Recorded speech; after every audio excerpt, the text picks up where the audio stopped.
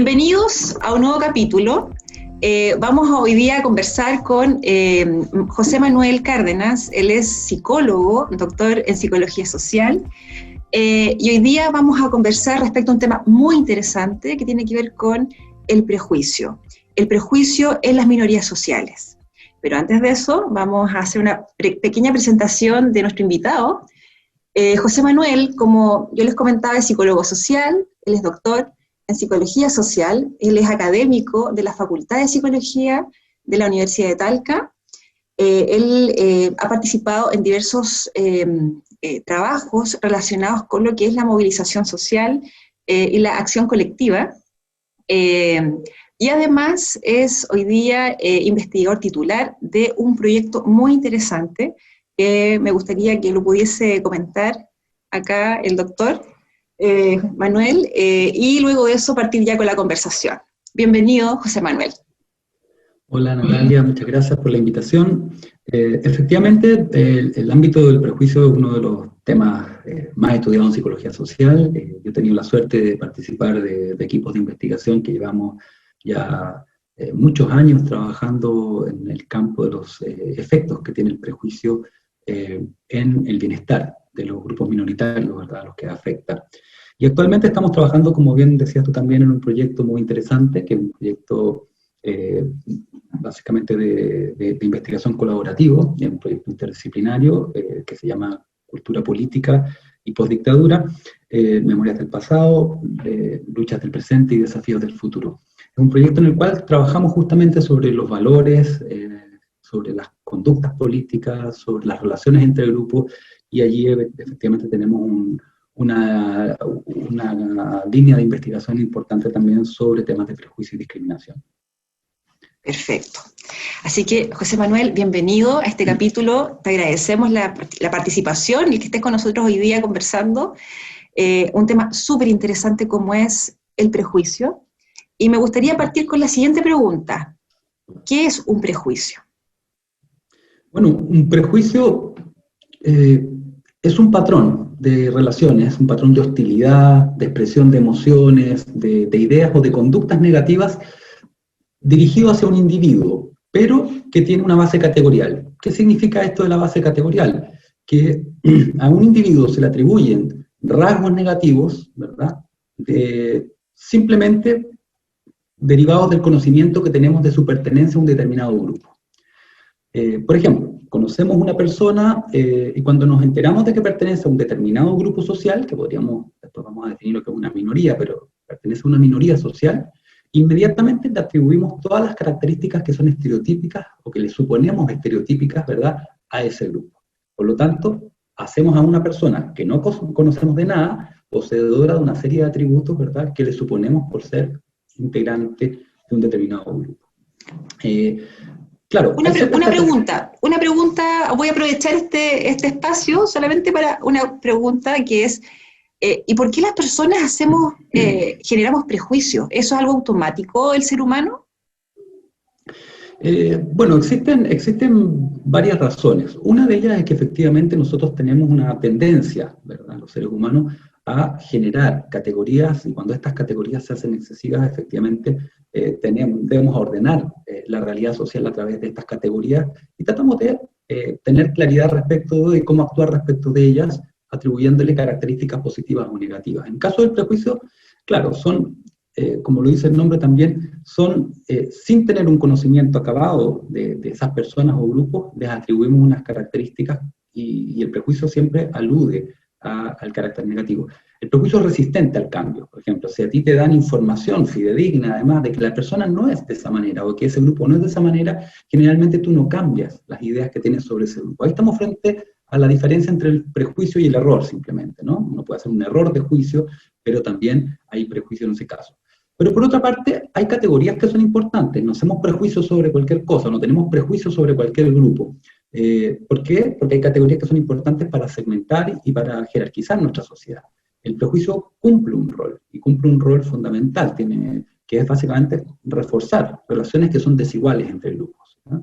Él mantiene y justifica el dominio de unos grupos sobre otros. Por eso, el prejuicio siempre favorece a alguien. hombres, blancos, ¿verdad?, de clase alta, heterosexuales, etc. Cuando uno piensa en cuáles son los grupos que son víctimas del prejuicio, también podría pensarlo a la inversa, quiénes se favorecen respecto de estas relaciones. Entonces, cumple una función reproductiva el prejuicio, mantener las relaciones sociales desiguales entre grupos, y genera, ¿verdad?, como efecto, una desventaja objetiva en las víctimas del prejuicio. Perfecto. José Manuel, antes de la siguiente pregunta me surge otra que es, ¿y de qué manera podemos controlar el prejuicio, evitar, aminorar esta práctica? Bueno, una de las respuestas que tradicionalmente se le ha dado es la de básicamente generar procesos que permitan generar categorías más inclusivas y amplias, o hacer participar a los grupos, ¿verdad?, que están enfrentados en esta lógica o en esta dinámica del prejuicio, en tareas que requieran de ambos para poder efectivamente lograr los objetivos. La teoría del contacto social, básicamente, cuando los grupos están muy separados entre sí, es muy difícil que el prejuicio pueda derribarse. Si bajo ciertas condiciones que pongan nuevamente en desventaja al grupo víctima del prejuicio, nosotros hacemos que se encuentren estos grupos y que esos grupos puedan darse cuenta de que los otros son bastante más similares de lo que creen y que son bastante más competentes de lo que ellos esperaban y que tienen ciertas características que son deseables para justamente el entramado social. Entonces podemos empezar a minorarlo. Es un proceso lento, uno lo ve, por ejemplo, en el caso de las relaciones raciales, en otros países, y en nuestro país también, ¿verdad? Lo lento que implica. Derribar un prejuicio es algo muy difícil, es extremadamente complicado, pero es posible. Perfecto. Y la siguiente pregunta que se nos viene aquí a la mente es, ¿y qué es lo que es una minoría social? Bueno, una minoría social no está definida en términos de un patrón sociodemográfico, ¿no? O sea, no es lo importante en esto cuántas personas pertenecen a un determinado grupo, sino la situación en la que se encuentran. Una minoría social lo es en tanto es un grupo que tiene menos poder social.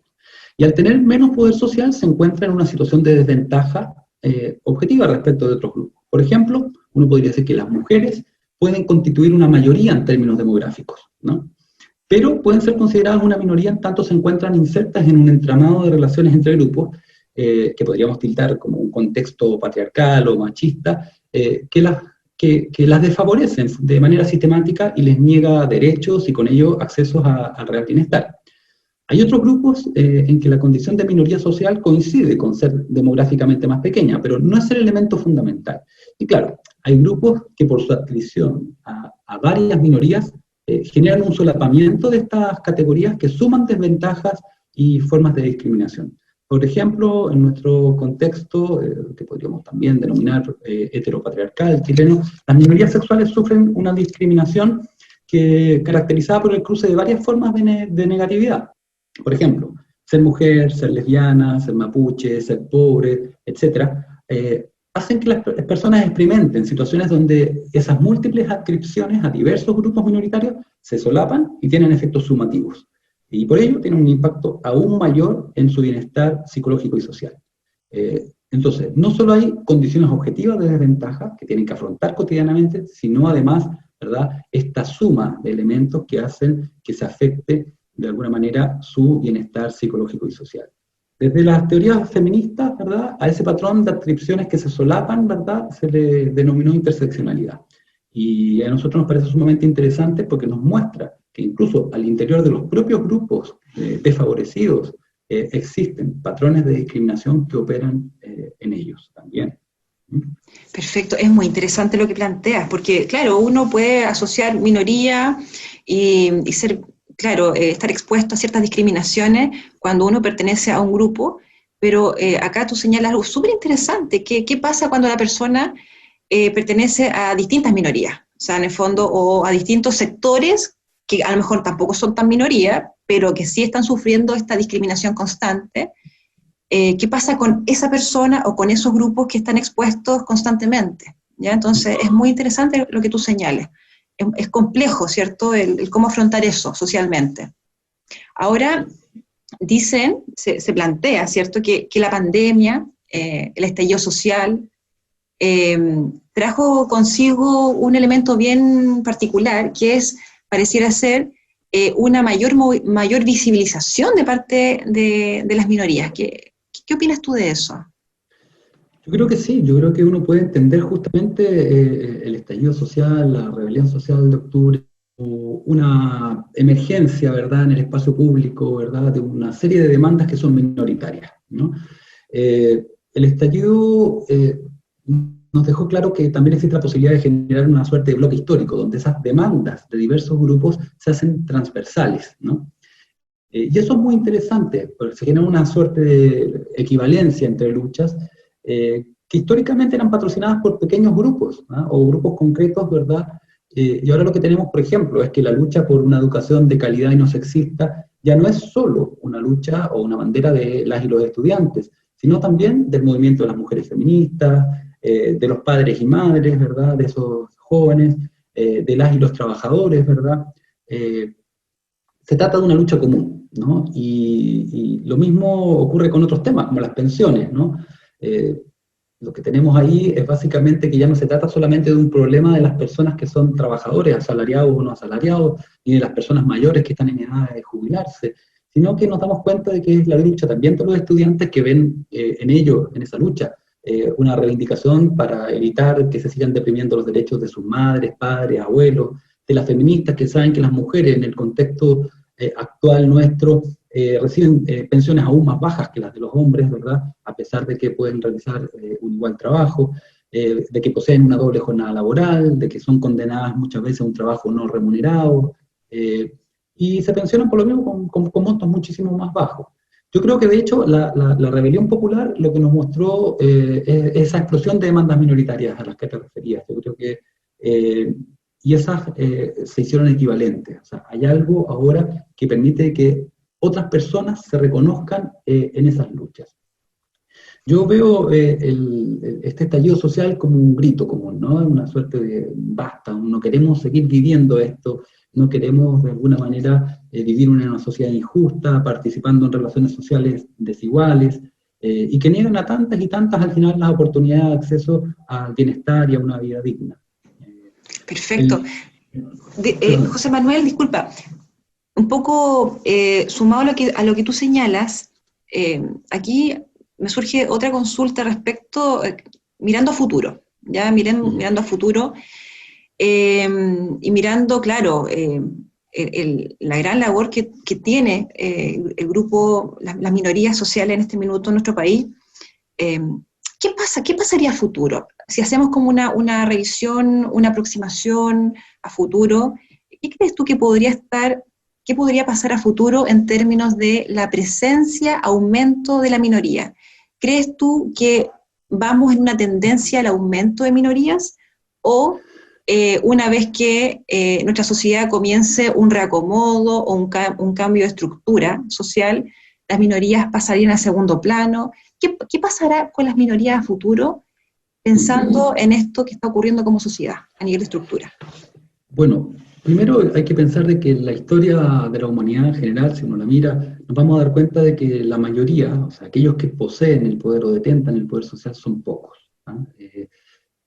Ahora, en un mundo donde, o en una sociedad diversa, que nos encontremos completamente reconciliados entre grupos es difícil de pensar. Siempre van a existir categorías sociales que son relevantes para segmentar la sociedad. Debemos evitarlas, pero lo que decíamos al comienzo, una de las trampas más habituales en que incurrimos los seres humanos es utilizar categorías estancas para ordenar el mundo. Existen, en ese sentido, cada vez más minorías que se atreven a salir al espacio público a pelear por sus derechos. De allí la importancia que tienen los valores igualitarios y democráticos y la necesidad de profundizar esos valores.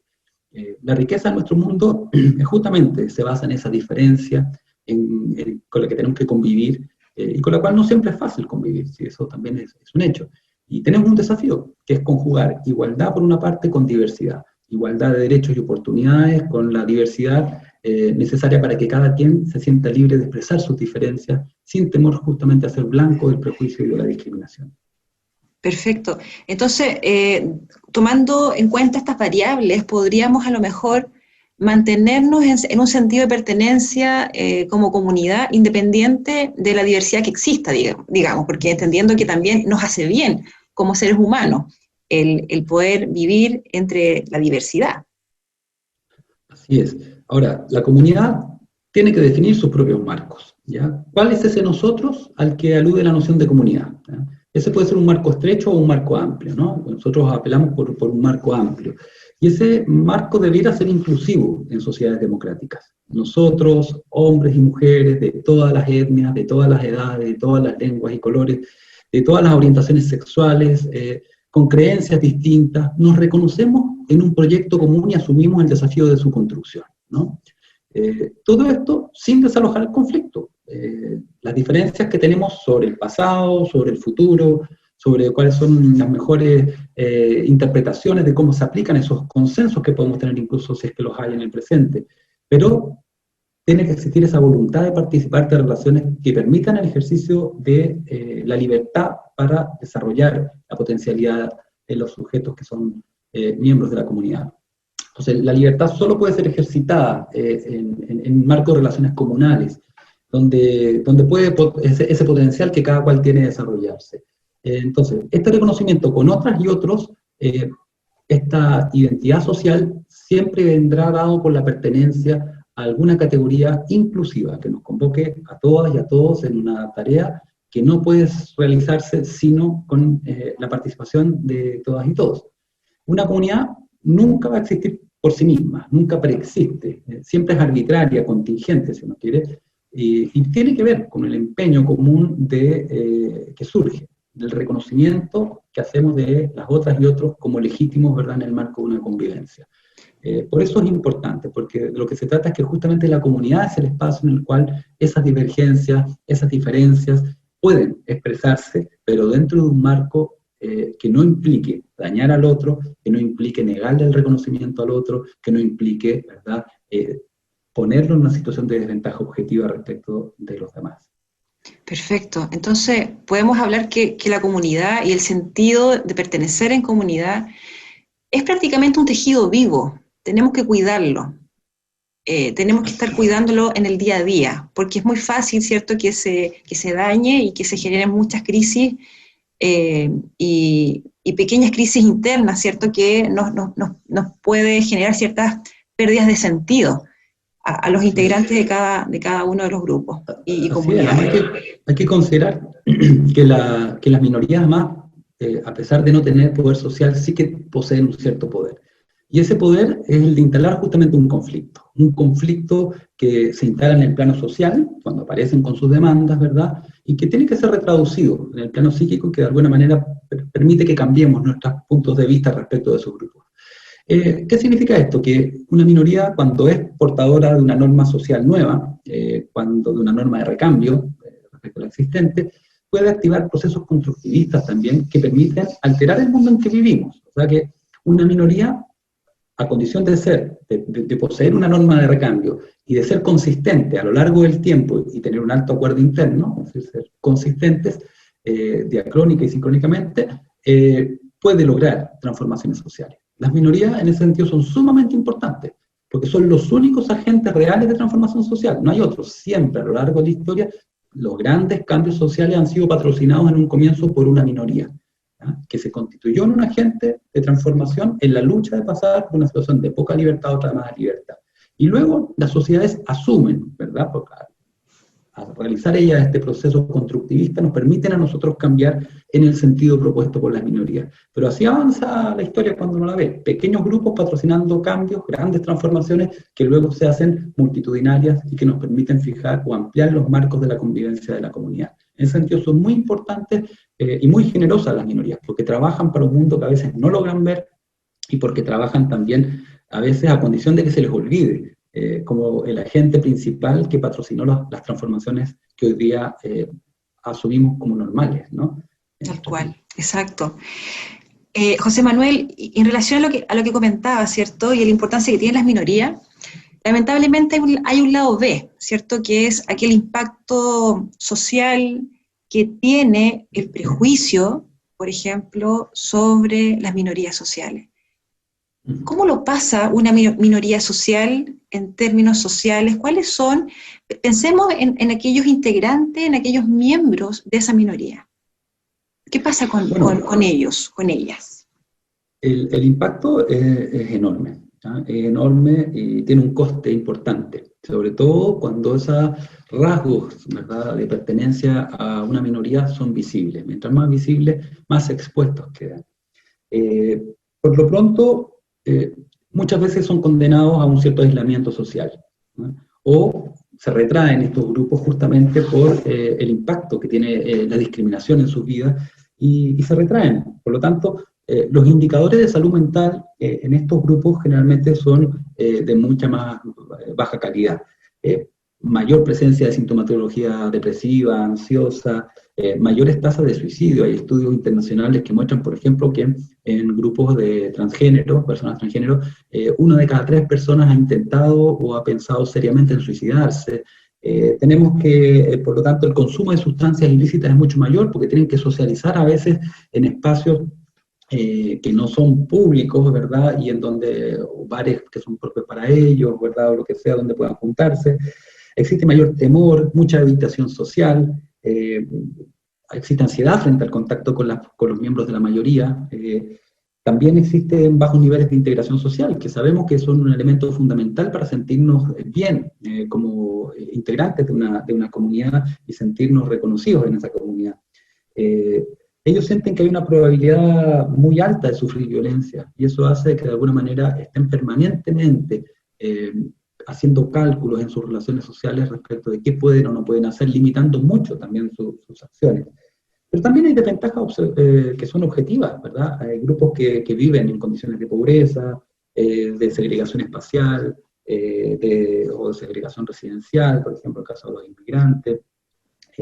Ahora, uno podría pensar desde la lógica de los grupos, si quiere, más favorecidos, de que hay una gradación entre las acciones de violencia. Y es cierto, la hay, uno puede partir con las burlas en el colegio, ¿verdad? Pero puede terminar también con la violencia o los ataques, ¿verdad?, de odio físicos, sexuales en muchos casos. Y uno tiende a pensar de que eso es gravísimo y de que lo otro no lo es tanto. La verdad es que también una cosa que es interesante en los estudios que hemos realizado durante los últimos 15 años es que para las personas esto es vivido de una manera distinta. Por ejemplo, las burlas, cuando son en un espacio normalizado como la escuela, tienen un impacto a veces mucho más duradero, ¿no? Y por tanto pueden ser mucho más dañinas, ¿verdad?, que incluso la agresión física. ¿Por qué? Porque se produce justamente de parte de quienes debían cuidarte, de quienes debían protegerte, te hacen sentir en una etapa muy temprana expuesto, desvalido. Entonces, de alguna manera, tú te das cuenta de que a diferencia de lo que podríamos pensar, de que lo más grave en esto a lo mejor es un evento particular de agresión, ellos en sus vidas evalúan de que lo que ha sido más permanente como telón de fondo de las relaciones en las cuales han tenido que estar, es lo que ha generado ese daño más profundo. Han sido aislados de sus familias, expulsados de sus casas, de sus comunidades religiosas, de sus grupos de amigos. Cuando se conoce la adscripción, por ejemplo, en el caso de las minorías sexuales, a cuando tienen cierta orientación.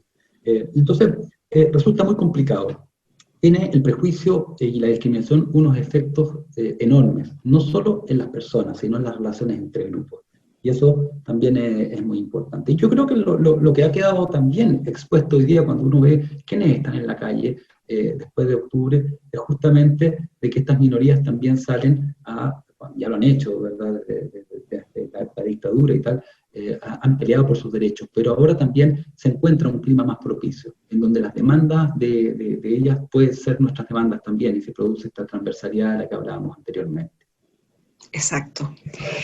José Manuel, bueno, agradecerte el que hoy día nos estés acompañando, pero pasó muy rápido el tiempo, qué ganas de compartir más capítulos y poder hablar de este tema y de otros muy interesantes. Bueno, pero la verdad es que me gustaría que pudieses ahora hacer una última reflexión respecto a este tema que es sumamente relevante y sobre todo muy contingente. ¿Qué te gustaría comentar a quienes nos están viendo, escuchando, respecto a esta temática? Mira, a mí me gustaría, para terminar, hacer una reflexión que tiene que ver justamente con cómo las condiciones, cómo el clima social, desde octubre de 2019, ¿verdad? Y lo que ha venido a ocurrir con la pandemia, nos muestran la tremenda fragilidad que tenemos como sociedad y nos hacen visible de nuevo esta demanda que tienen las personas comunes y corrientes de entablar vínculos sociales que sean de alguna manera más satisfactorios. Yo creo que lo que la rebelión popular pone de relieve justamente es esta explosión de demandas minoritarias y que se hacen comunes, que se hacen equivalentes, que dialogan, que este estallido social, denominado estallido social, no es sino un grito común, un basta, no queremos seguir viviendo en una sociedad injusta, participando de relaciones sociales desiguales, que niegan sobre todo a tantas y tantos, ¿verdad?, a la mayor parte, la oportunidad de una vida digna.